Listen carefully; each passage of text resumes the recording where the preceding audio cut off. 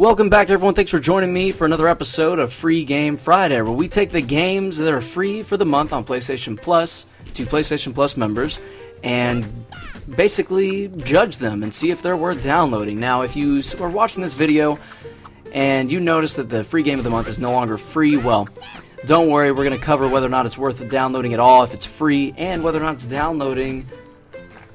worth downloading anyway when you have to pay for it at its retail price, or whether or not you should wait for a sale. Now, this is episode 2. This is going to be the second time we're playing through Tricky Towers. And this game was actually a good bit of fun, a nice little party game made by WEIRDBEARD Games on the Unity game engine, and I'm going to bring a picture of that up now. And again, like I said, it's a really fun party game, really great just to mess around with friends. And there's a lot of really interesting aspects. You got spells, a nice little ranking system, different avatars you can choose from for your wizard, basically what you look like. There's a store where you can buy customization options. They're purely aesthetic. They don't really add any actual gameplay benefit to the game. They're mostly just going to be for, like I said, aesthetic purposes.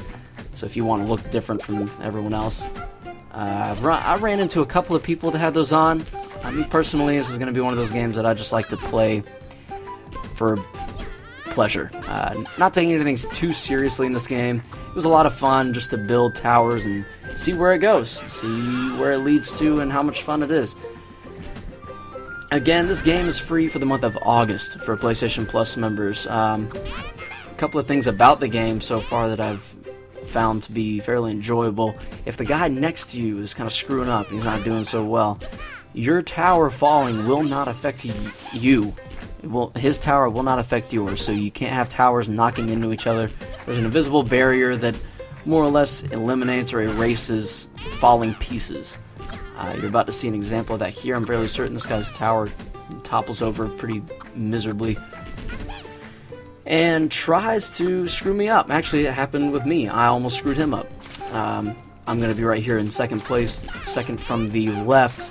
And again, it's kind of a nice feature, really, because you won't suffer from someone else's mistakes. So if their tower starts falling over, fear not, because it will not mess you up, which is kind of nice. And as I was saying before, spells in this game are pretty obvious. You're seeing them being used right in front of you. They're a very key feature in the game. They play a major role in the sense that you can get a lot of different things, like that awkward windmill tower. It's a really weird shape, really hard to stack with unless you just set yourself up perfectly for those kinds of situations. There's two different types of spells in the game. They are offensive and defensive spells. The offensive are going to be the dark magic, which are cast using circle. Light magic, which are used by pressing square. And each of these spells do different things. This question mark over here, it's going to be cast with circle because it's dark magic. It's going to give them a random shape, a random item. So it could be a tower, it could switch it straight up and down. It could be a windmill that you saw earlier. Lots of different weird shapes. The defensive or light magic is going to be cast using square, like I said. And those are going to be the ones that are either going to be counters to the dark magic, so if someone tries to mess you up, you can eliminate that screw up or try to take it out or fix what you've messed up on, or things like that.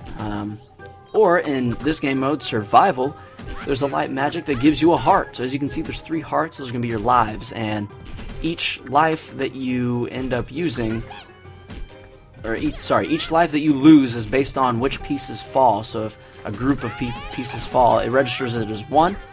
You get kind of a timer, a blinking thing that happens to your lives, where you can't lose lives for that period of time, kind of like a respawn time for whether or not you can lose lives based on your mistakes. And that's really just going to be helpful. That spell anyway is really going to be helpful when that happens to you, so you can, it's kind of a redeeming spell, really. And as far as other spells go, there's a bunch of different ones. I'm not going to bother discussing them in this video. There's quite a few, so I would really recommend playing the game, learning them. Again, it's a really fun party game. That's what it's going to be great for. Just a couple of friends messing around on the PS4.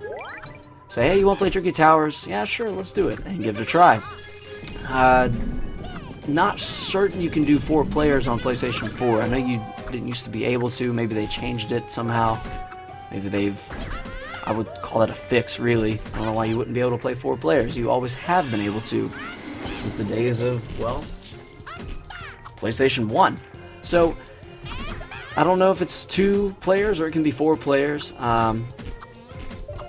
And if in survival you're not doing so well, like right here I get knocked out, I'm the 4th player over. I haven't been knocked out yet, but I actually do get knocked out early. One of the things I liked about this game, and one of the things I like about games in general, are rage quit or losing discouragement mechanics. And by that I mean some kind of deterrent to keep you from rage quitting, to keep you from backing out early. And if you do, you're going to get this right here. It's going to say game completed, forfeit, and you're going to lose 250 XP, which is how much you get for 4th place if you're in a full game. And personally, I really like that. I don't know how I feel about it being XP that you lose. That seems a bit unnecessary there. Tricky Towers, WEIRDBEARD. I'm not really sure why you went for XP docking. I'm not sure what else you could have done to discourage it. I know in League of Legends and other games like that, it keeps you from joining a match for a certain amount of time. Again, not really sure why they chose to do XP. That plays a pretty big role in your advancement in the game. It's not really advancement per se in the sense that you do better, but your title and how good people see you as a player. Now that may or may not bother some of you. Again, it didn't really bother me too much. It's just kind of one of those things. Just don't rage quit, and you won't have to worry about suffering that. This game mode is called Puzzle, and the idea here is to keep the blocks you build below that line. And the way you suffer here, instead of losing lives, your base is going to climb closer toward that we'll call it a laser, closer toward that laser every time a piece drops. And the goal is to have the most pieces stacked in obviously the most efficient way at the end of the game. Whoever has the highest number of additional blocks onto the base at the end wins. So the different game modes that we're going to be going over are the different game modes that are in the game.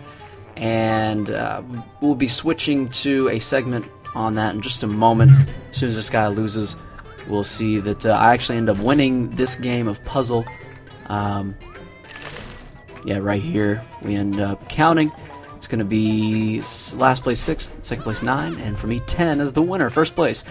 Now, as I was saying, there's 3 different game modes and 3 different difficulties.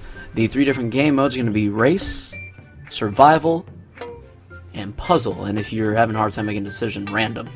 And the 3 different difficulties are going to be Easy, and that's going to be Light Magic with Dark Magic disabled, Normal, which is Light and Dark Magic, and Special, which is Light Magic, Dark Magic, and a little something special, if you catch the drift there. And Random, again, if you're having a hard time making a decision. Now, if you haven't figured out that blue gradient switching line, going from blue to yellow to green to red to purple, and then back to blue, and so on.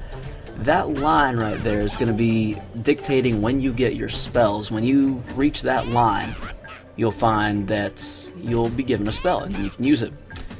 Not until then, though. You have to have your blocks reach that line. As you can see, it's slowly dropping toward me. And in the game mode special, not game mode, but the game difficulty, I wasn't entirely certain what to expect from this, so I kind of went into it blind a little bit. This is actually my first time playing special. I've played it a couple of times since this.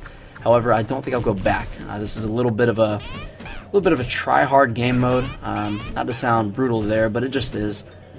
But yeah, as you just saw, it just kind of adds wind.